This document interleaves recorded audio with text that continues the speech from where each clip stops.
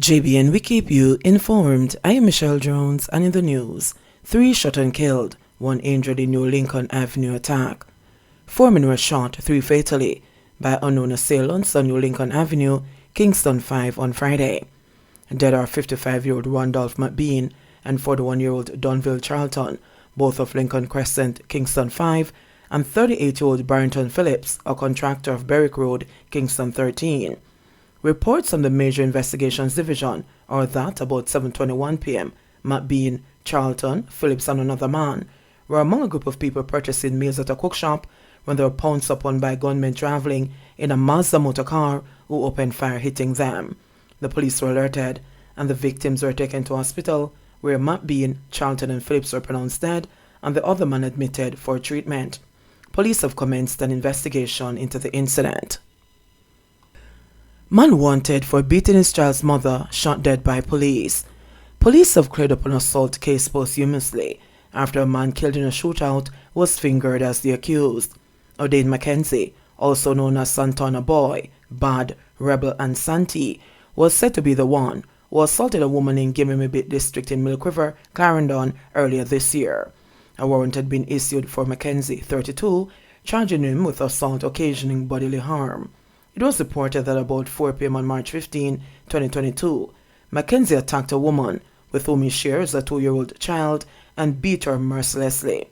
The woman was punched and kicked all over her body, causing swelling and bruises, especially to her hands and face. She had to be assisted to hospital by residents after the beating, the police said. A report was eventually made to the authorities, but Mackenzie had fled the area. Last Saturday, Mackenzie was fatally shot when he allegedly engaged the police in a shootout in Rocky Point, Clarendon. A gun was recovered in that incident. The police said that on Tuesday, the woman positively identified Mackenzie as the person who assaulted her. As a result, a warrant previously issued for Mackenzie was executed and the case of assault cleared. Alleged Jamaican lottery scamming mastermind makes appearance in U.S. court. A St. James businessman alleged to be the mastermind behind a local lottery scamming group has made his first appearance in a U.S. court after being extradited from Jamaica.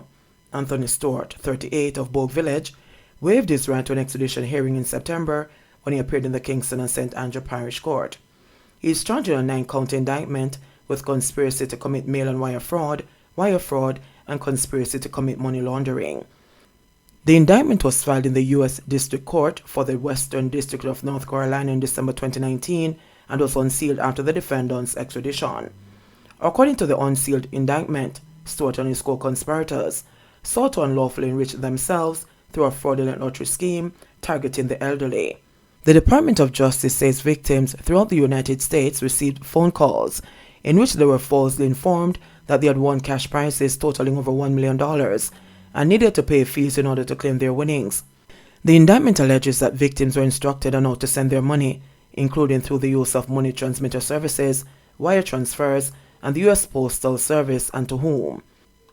The indictment further alleges victims were instructed to purchase electronics and other expensive goods and to send them to Stewart's co-conspirators, who ultimately forwarded the goods and money to Stewart in Jamaica. The victims never received any winnings. The Justice Department Office of International Affairs worked with law enforcement partners in Jamaica to secure the arrest and extradition of Stewart. Hogman charged after allegedly stealing items from Clarendon Basic School. A man, identified as Alex Grandison, otherwise called Hogman, and who was among a group of people who broke into a school and stole items in Fort Parts, Clarendon, has been charged with housebreaking and larceny. According to the Mapen police, the basic school was broken into and several items stolen on October 19. Community members went in search of the items when they reportedly saw 2 men standing next to a motor car. The police said the men ran upon seeing the group. The vehicle was searched and the stolen items found inside. Grandison allegedly returned with petrol for the vehicle when it was mobbed before being handed over to the police. He was charged on Tuesday, October 25, after giving a caution statement. Parents and students panic after a round of fainting spells at St. James Primary School. Several parents got a serious scare on Friday morning when they received news that 9 students and 1 teacher at the John Rollins Success Primary School in Barrytown, St. James, were experiencing episodes of fainting and vomiting. The teacher was reportedly the first to begin feeling unwell shortly before the general devotional exercise, while the students, who were largely from the grade 6 cohort, experienced similar symptoms during a math session after the devotion. While operations at the school were back to normal in the afternoon, their parents and guardians who gathered at the institution were on edge, some muttering, "The blood of Jesus," to console themselves. Sancha Dobbs, whose daughter is in grade 6 at the school, admitted to being worried for her child's safety when she first got the news. "It was a scare and I was very frightened by it. My daughter called me and informed me about it, so I just hurry and come same time," said Dobbs. "All different kind of things were going through my head, but I just wanted to make sure my daughter was okay and that it was nothing too serious." Kamala Shaw, who also has a child in grade 6, said her daughter suffered asthma symptoms triggered from the panic. "My daughter called me and told me that other kids were experiencing fainting and vomiting. And I tell her I'm going to come get her if she's experiencing any of that," said Shaw. "Afterwards, the principal called me and said my daughter is panicking and asked if she has asthma. I say yes. So my daughter borrowed somebody else's pump to treat herself. Because of the fear of the other kids, she was panicking and I thought it was bigger than this. But I'm glad that everything is settled." It is understood that shortly after the incident, the school sought guidance from the St. James Health Services, the Ministry of Health, and the Ministry of Education. The parents of the affected students also picked up their children. Rehydration fluids were also sourced from the nearby Barnetown Clinic to treat affected persons, and representatives from the health department visited the school to monitor the rest of the population in case of any further incident. The incident took place days after another bizarre incident at the Oberlin High School in St. Andrew, where several students fainted or fell into an apparent trance during a devotional exercise on Wednesday. But Yvonne Miller Wisdom, the principal of John Rollins, made it clear that the sickness and fainting experienced by the teacher and students did not occur during their school's devotion. It was during a math class when it happened that the students got sick, and the teacher got sick before devotion. What happened was that the teacher came this morning and was vomiting and fainting, and then we had general devotion, and after that we had what we call math talk. Then I heard an report one of the grade 5 classes and I was told that a child fainted. The child was taken to the sick bay, and then we had a number of other students fainting and vomiting, said Miller Wisdom, adding that by 11 a.m. the panic had ended, things had settled down. "We are assuming it was gastroenteritis, but we're still monitoring the situation. And the Ministry of Health has given us rehydration fluid, which we have on the fridge, so that we can administer it in case we have any more episodes," she added. Since last week, concerns have heightened about gastroenteritis, with health authorities reporting that scores of children had reported to the Bustamante Hospital for Children over recent weeks with symptoms of the illness. Social housing units presented to St. Thomas residents. 3 social housing units were handed over to deserving residents in St. Thomas Eastern on Wednesday under the new social housing program, NSHP. The beneficiaries, Keith James of Duckenfield, Nimrod Henry, Harbour Head in Port Morant, and Dawn Cargill of Curtis Bottom, also in Port Morant, all received keys to their new homes from Prime Minister Andrew Holness. Speaking at the handover ceremony in Curtis Bottom at the residence of Cargill, Holness pointed out that the NSHP is a more coordinated approach to providing housing for the most needy and the most vulnerable Jamaicans. The $5.2 million 2-bedroom unit presented to Cargill is the $106,000 solution to be delivered under the program.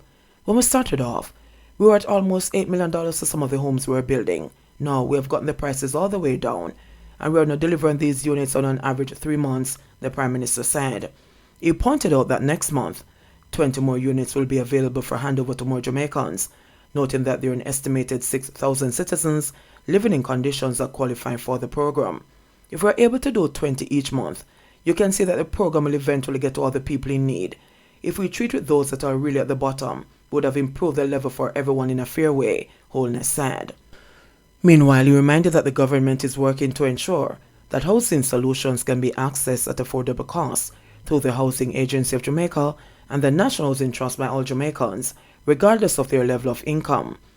Member of Parliament for St. Thomas Eastern, Dr. Michelle Charles, expressed gratitude to the Prime Minister on behalf of the residents for leading the charge for several major developments to take place in the parish simultaneously, such as the Morant Bay Urban Centre and the Southern Coastal Highway Improvement Project. The Prime Minister had also opened the $162.9 million Yalas Fire Station earlier on Wednesday. Charles also praised the NSHP for helping many Jamaicans to own a house, but a house is just an empty building. When you see the joy in the faces of the recipients, you know that they'll make that house a home, she added. Delivering the vote of thanks, Cargill said she was overjoyed. The before picture gives an indication of the state of my previous housing condition. I am forever grateful to those who developed this project and to the selection committee who recognized my need and selected my family as a beneficiary. To the government, on behalf of my family, I am humbled and grateful, she said. The NSHP was established in 2018 by the Prime Minister as a housing component of the Housing, Opportunity, Production and Employment Hope Program. It is implemented through the Ministry of Economic Growth and Job Creation with administrative and technical support provided by the Hope Unit. In sports news, 10-man Mona through after come from behind win. Mona have booked their place in the quarterfinals of the 2022 ISA Digicel Manning Cup after seeing off Tivoli High 3-1 in their second round game yesterday afternoon. Dwayne Johnson gave Tivoli the lead in the 22nd minute, and Mona's concerns further increased when Daniel Mitchell was sent out 3 minutes later for denying a goal-scoring opportunity. But those concerns were laid to rest when Kishane Gordon got the equalizer in the 43rd minute and Romarion Thomas gave Mona the lead in the 54th. Zane Pinnock added another in the 63rd to win the tie 5-1 on aggregate. Ramesh Roden of Tivoli was sent off in the 86th minute for a dissent. Meanwhile, Charles Smith defeated champion Two Love for a 3-1 aggregate victory, while Haile Selassie battled to a 1-1 draw with Excelsior to progress to the next stage 2-1 on aggregate. In the first match of the doubleheader, Daquan Green provided Charles Smith with a 25-minute lead before Christopher Wilson sealed the victory 5 minutes after halftime. In the second match, Richard Andrews scored a stunner from the middle of Haile Selassie's half in the 43rd minute to level the two-leg tie 1-1, but that was nullified by Joshua Dwyer in the 47th minute for Haile Selassie. JBN, we keep you informed. Please remember to subscribe, like, share, leave us a comment and click the notification bell to receive our daily news items.